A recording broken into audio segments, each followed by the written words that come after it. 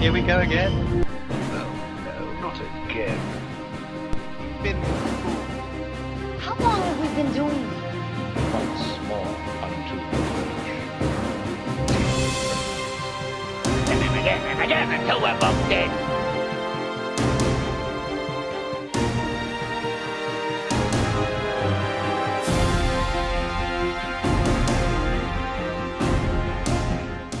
Hello and welcome to You've Seen It Before, movie reviews with connections in mind.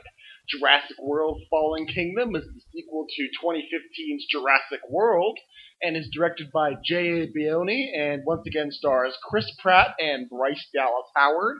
And this time around, the island of Isla Nublar, where all the Jurassic World used to be and all the dinosaurs still live, is about to be destroyed by an active volcano. And Chris Pratt and Bryce Dallas Howard's characters must go back to the island and rescue some of these dinosaurs before the island blows up. But of course, there are other forces at play, and other people want these dinosaurs for more base and profit-based purposes.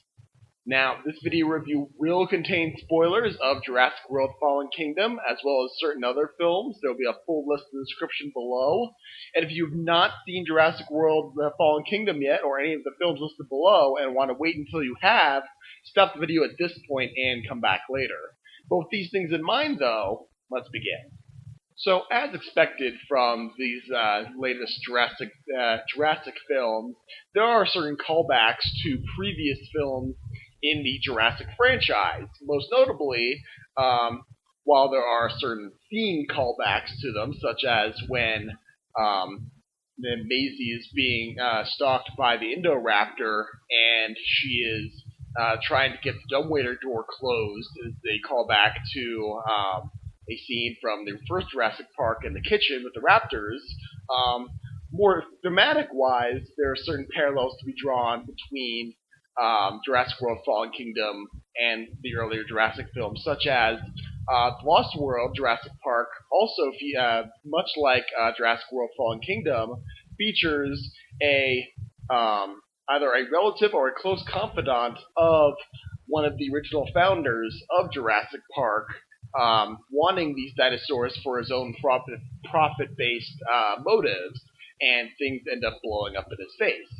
In The Lost World, it was John Hammond's nephew, who took over control of InGen, and he wanted the dinosaurs to make his own Jurassic Park in San Diego, but the T-Rex that he brought back to San Diego goes on a rampage, and he ends up getting killed by it. In Jurassic World Fallen Kingdom, it is the confidant of Lockwood, Benjamin Lockwood, who is played by James Cromwell in this film, and it is revealed that he and John Hammond were partners in developing Jurassic Park. In fact, they were the co-creators.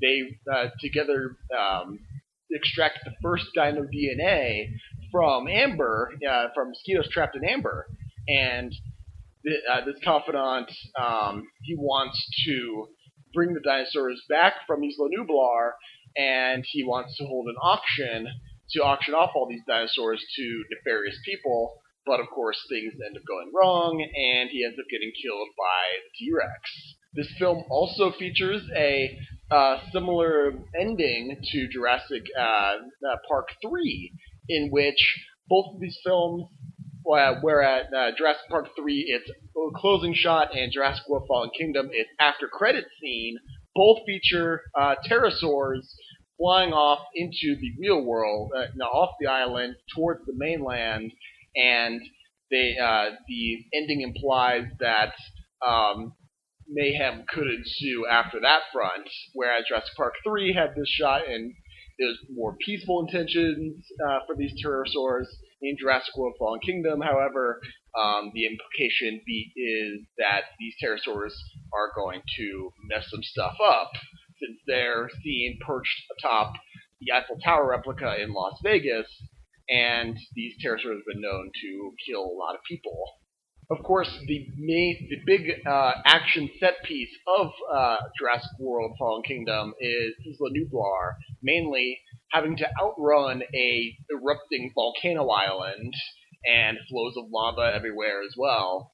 And other movies have done this as well. A notable example that I came up with was the film 2012, in which the super volcano under Yellowstone National Park erupts, and our heroes must outrun this volcano. A lot of these shots are very similar between John Cusack trying to escape from this billowing ash cloud and Chris Pratt's character escaping the ash cloud.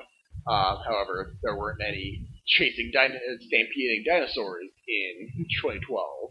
In Jurassic World Fallen Kingdom, also, there is the reason that both Chris Pratt and Bryce Dallas Howard's characters end up going back to the island is for good intentions. They think that they're going to bring these dinosaurs off the island to another island that is a sanctuary where they can live out their lives in peace. And, of course, they're betrayed by the military leader and his crew, who are brought on the island as well to help. And, of course, they're there to bring these dinosaurs back to the mainland for profit's sake.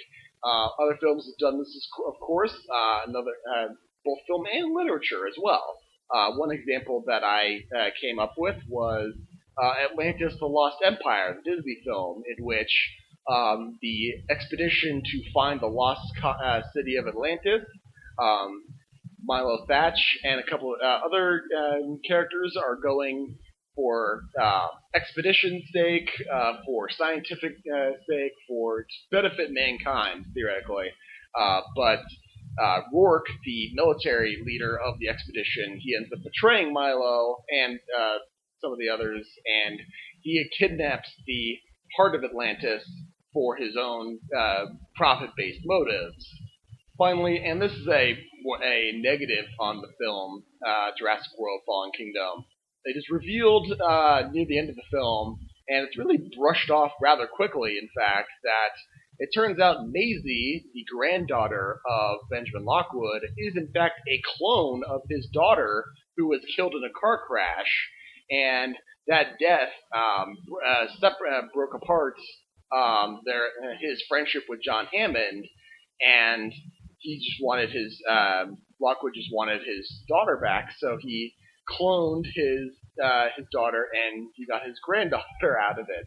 And this reveal is brushed by very quickly. It only really comes into play one other time in the film for another really dumb purpose. But there are other films that have dealt with human cloning in the past, and in my opinion, they did it a lot better, and they explore the implication of it better. I'm speaking of the 2005 film The Island from Michael Bay, in which the main characters, played by Ewan McGregor and Scarlett Johansson, are both clones of humans on the outside world.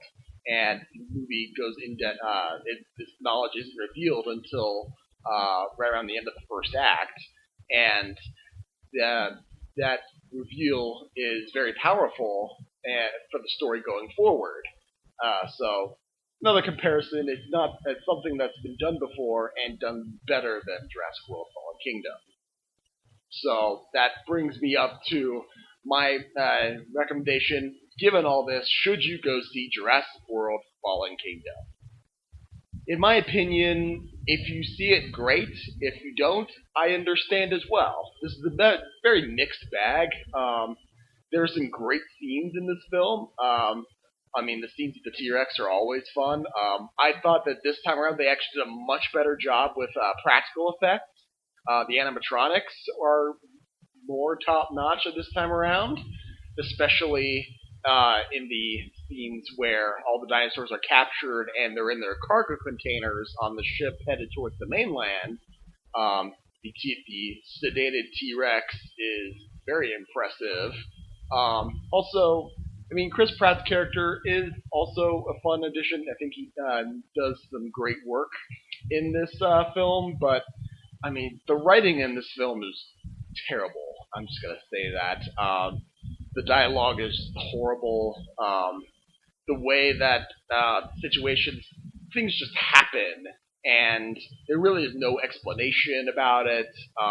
It really just follows a traditional horror movie in a way. Like, I'll give you an example. There's a scene in which Bryce Dallas Howard's character and the another character who is a IT guy, essentially. That's really all we know about him. They're trapped in a auxiliary control room on Isla Nublar, and they're trying to open the doors to get out.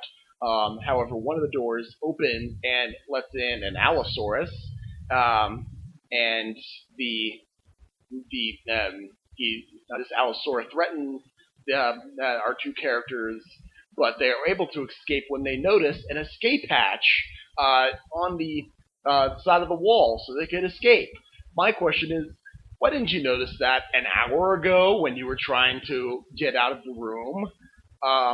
So that, I mean, things just happen with no explanation. It happens all throughout the film, and people make really stupid decisions for the sake of setting things up for later. Like I mentioned earlier, the reveal that Maisie is a clone only comes into play in the very last, almost the last scene, in which all the dinosaurs who were brought to the mainland are trapped in a room that is quickly filling up with hydrogen cyanide. And Bryce Dallas Howard's character, she has the option of opening the door that will let them all out, but they'll be on the mainland U.S. and there'll be no turning back. She ends up closing the cover of this button, and turning away and to accept their fate. But then Maisie goes ahead and presses the button anyway. Her reason for this: I had to because they're alive like me, because the dinosaurs are clones as well. And this feels so unearned, so out of left field, and so stupid that it really reminded me of how Ellen Brody's motivations for going out into the ocean at the end of Jaws the Revenge happened. She basically just gives the reason of, it kept coming, I had to. Which is not a good reason at all to face a shark, but hey. Really, the only good thing about this film is that it sets up a really interesting third film, which is what Jurassic Park IV would have been had Jurassic Park III not bombed, in which these dinosaurs end up on the mainland, and things are going to get wrecked pretty fast, and we actually have a true Jurassic World on our hands. So the next film coming in probably 2021 or whatever, that's going to be really interesting. However, this film just feels like a placeholder. It feels like a very contrived way to get from dinosaurs on island to dinosaurs on the mainland. In which I can think of a couple ways where you could have just done it in one scene or a couple scenes, like the first 10 minutes of the second movie, and then boom, dinosaurs on the mainland. But no, we have to get a trilogy going. So I would say overall, there are things to enjoy about this film, but there are also things that are not so great about this film. It's a very mixed bag. So if you want to see it, great. I hope you enjoy it. But if this dissuades you, or if you've heard similar things from other people and decide to wait until it comes out on Blu-ray or digital, I completely understand as well. So thank you so much for watching my review of Jurassic World: Fallen Kingdom. I appreciate whatever audience I can get. Be sure to look for my next reviews coming out. I'll be reviewing Season 2 of Luke Cage, as well as Ant-Man and the Wasp coming out soon. And yeah, look for those. And just remember, there's nothing new under the sun. And yes, you have seen it before.